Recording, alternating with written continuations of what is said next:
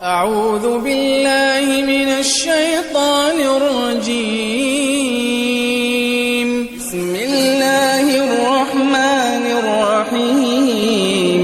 وما خلقت الجن والإنس إلا ليعبدون ما أريد منهم من رزق وما أريد أن يطعمون إن الله هو الرزاق ذو القوة المتين. پیش خدمت ہے شرح کتاب التوحید لفضیلۃ الشیخ عبداللہ ناصر رحمانی حافظہ اللہ. وقول الله تعالى أفرأيتم اللات والعزى ومناة الثالثة الأخرى. تو اللہ تعالیٰ کا یہ فرمان افرأیتم اللات والعزى ومناة الثالثة الأخرى، کہ کیا تم نے دیکھا لات کو، منات کو اور عزا کو؟ یہ استفسار مشرکین سے کہ اب تک بتاؤ انہوں نے تمہیں کیا نفع دیا؟ تمہارے یہ معبود ہیں جن کو تم پکارتے ہو، جن کا توسل اختیار کرتے ہو، تو اب تک انہوں نے تمہیں کیا دیا؟ وہ فتح مکہ کے موقع پر جب عورتوں کے تعلق سے وحی آئی، ان کے امتحان کے تعلق سے، ان کی بیعت کے تعلق سے، تو رسول اللہ صلی اللہ علیہ وسلم نے عورتوں کو جمع کیا. اس میں ہند بھی تھی، ابو سفیان کی بیوی. جب نبی علیہ السلام نے آیتیں پڑھی بیعت والی، تو پہلا حکم کیا؟ لا یشرکن باللہ، شرک نہیں کرنا، کسی کو اللہ کے ساتھ نہیں پکارنا. تو ہند نے کہا کہ ہم نے بڑا پکار کے دیکھ لیا، آج تک انہوں نے ہمارا کوئی بھلا نہیں کیا اور ہماری کوئی مشکل انہوں نے حل نہیں کی. ان کو ہم پوری طرح آزما چکے ہیں، ہم بھلا انہیں کیوں پکاریں گے؟ تو اللہ تعالیٰ کا یہ سوال، یہ استفسار کہ بتاؤ انہوں نے کیا تمہارا فائدہ کیا ہے یا کون سا نقصان تمہارا ٹالا ہے؟ تو یہ لات اور منات اور عزا کیا ہیں؟ یہ مشرکین کے معبود تھے جن کو پکارتے بھی تھے توسل کے لیے، اور ان سے برکت حاصل کرتے تھے اپنے عقیدہ کے مطابق.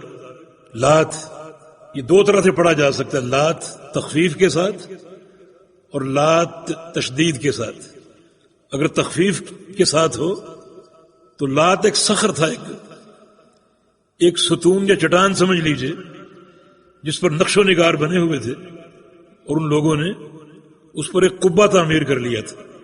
اس پر باقاعدہ کعبۃ اللہ کی طرح غلاف بھی چڑھایا جاتا تھا اور اس کا صحن بھی تھا، اور لوگ وہاں آتے، خاص طور پہ ثقفی اہل طائف اس کی عبادت کرتے تھے، طواف کرتے تھے، ان کو چھوتے تھے اس عمارت کو حصول برکت کے لیے. اور اگر لات ہو تشدید کے ساتھ تو عبداللہ بن عباس کی تفسیر کے مطابق یہ ایک شخص تھا جو بڑا نیک اور صالح تھا اور حاجیوں کی خدمت کرتا تھا، بلکہ اس کی شہرت تھی کہ حاجیوں کو ستو گھول کر پلاتا تھا. اسی چٹان کے پاس وہ بیٹھا کرتا تھا.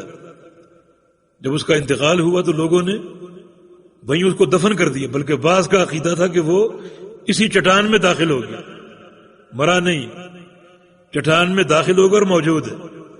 تو لوگ اس کو چھوتے اور اس سے برکت حاصل کرتے، طواف کرتے، پکارتے. یہ لات رسول اللہ صلی اللہ علیہ وسلم نے مغیرہ بن شعبہ رضی اللہ عنہ کو بھیجا اس بت کو توڑنے کے لیے فتح مکہ کے بعد، اور وہ جا کر اس کو توڑ کر آ گئے تھے.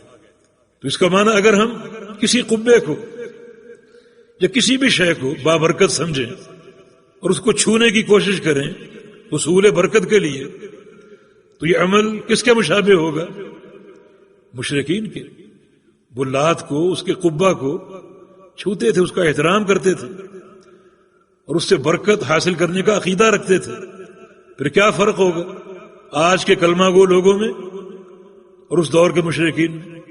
اسی طرح منات، بلکہ لات نعوذ باللہ وہ کہتے تھے کہ یہ اللہ تعالیٰ کی صفت الہ سے ماخوذ ہے، بلکہ بعض کہتے تھے کہ الہ مذکر ہے اور لات اس کی مؤنث ہے.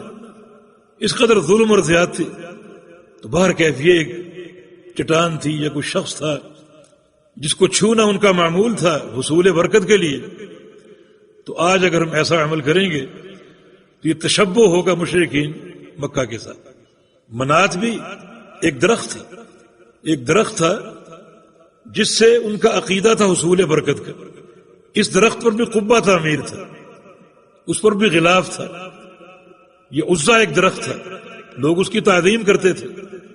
اور مشرکین مکہ خاص طور پر سفیان نے جنگ احد میں کہا تھا لنا عزا ولا عزا لکم، ہمارے لیے عزا ہے اور تمہارا کوئی عزا نہیں. وہ سمجھتے تھے یہ اللہ تعالیٰ کے نام عزیز سے ماخوذ اور مشتق ہے. رسول اللہ صلی اللہ علیہ وسلم نے فرمایا اس کو جواب دو کہ لنا مولا ولا مولا لکم، ہمارا مولا ہے اللہ رب العزت اور تمہارا کوئی مولا نہیں ہے، کوئی سردار نہیں ہے، کوئی مولا نہیں ہے جو سہارا ہو اور خیر عطا کرنے والا ہو اور مشکلات کو دور کرنے والا ہو. رسول اللہ صلی اللہ علیہ وسلم نے اس بت کو بھی توڑنے کا حکم دیا اور جناب خالد بن ولید رضی اللہ تعالی عنہ اس عمل پر مامور ہوئے اور وہ اس کو توڑ کر آگے. منات بقول ان کے یہ اللہ تعالیٰ کے نام منان سے ماخوذ ہے اور یہ بھی ایک چٹان تھی جس کا لوگ احترام کرتے تھے، اس کا طواف کرتے تھے، اپنی حاجتیں پیش کرتے تھے اور برکت کو حاصل کرنے کے لیے چھوتے تھے.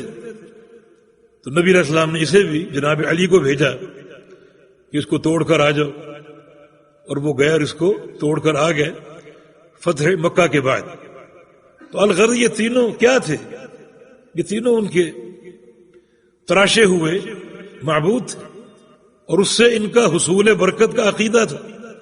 تو آج اگر ہم کسی چیز سے برکت حاصل کرنے کی کوشش کریں گے تو یہ تشبہ ہوگا مشرکین مکہ کے ساتھ اور یہ شرک ہوگا جو کہ ناقابل معافی ہے.